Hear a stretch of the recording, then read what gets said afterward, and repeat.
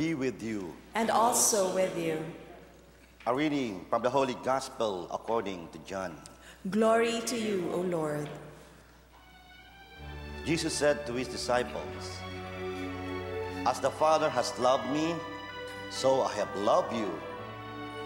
Live on in my love. If you will live in my love, if you keep my commandments, even as I have kept my Father's commandments and live in his love. All this I tell you, that my joy may be yours, and your joy may be complete. This is my commandment: love one another as I have loved you. There is no greater love than this, to lay down one's life for one's friends.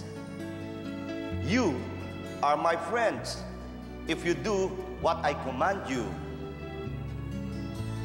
I no longer speak of you as slaves, for a slave does not know what his master is about. Instead, I call you friends, since I have made known to you all that I heard from my Father. It was not you who chose me. It was I who chose you to go forth and bear fruit.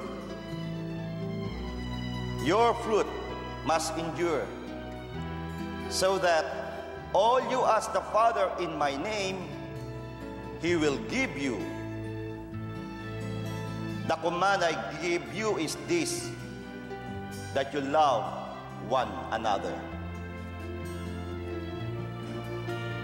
The Gospel of the Lord.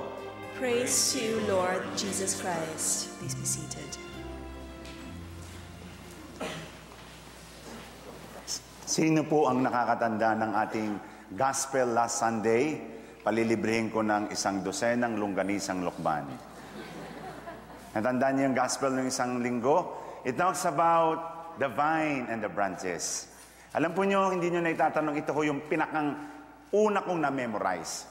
Di ba ito yung ako ang puno ng ubas, kayo mga sanga, ang manatili sa akin, ako sa kanya ay magbubunga ng sagana.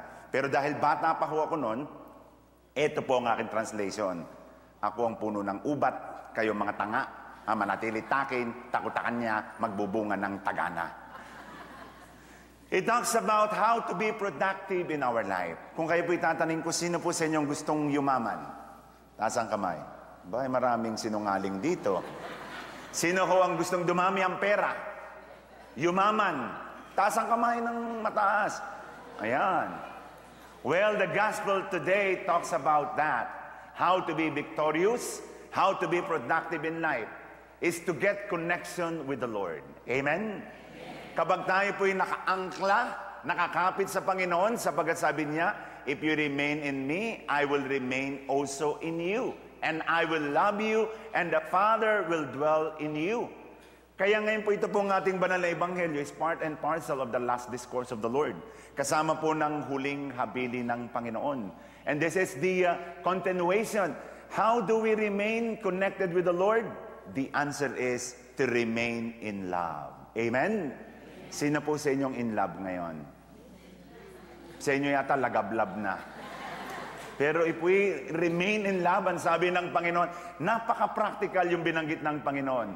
If you remain in love with me, you should do my commandments. You should follow my commandments. And most especially, you should remain in love. Kaya ito po yung huling habili ng Panginoon. Napaka-importante ng huling habili, hindi po ba? At naalala ko yung tatay ko nung bago ko siya mamatay, nasa deathbed siya. Ano kanyang huling habilin sa akin? Joey, if you become a priest, please be a good priest. And then, love what you are doing and serve the poor. Yun lang po ang aking tinandaan. At yun po ang masasabi ko na ito rin ang huling habilin ng Panginoon. Isang salita, pagmamahal. Na tayo magmahal katulad ng kanyang pagmamahal sa atin. Kaya lang po, sino ho ba rito ang mga dalaga pa? Mukhang marami na rito, dalana yung naririto. Mga dalaga pa, yung naririto, okay. Pag may marami pa rin dito sa Healing Eucharist natin, pag sinabihan ba kayo ng I love you, naniniwala kayo agad? Hindi. Kasi sometimes, pag sinabing I love you can mean, I wanna sleep with you. O kaya, I love you can mean, I love your passport.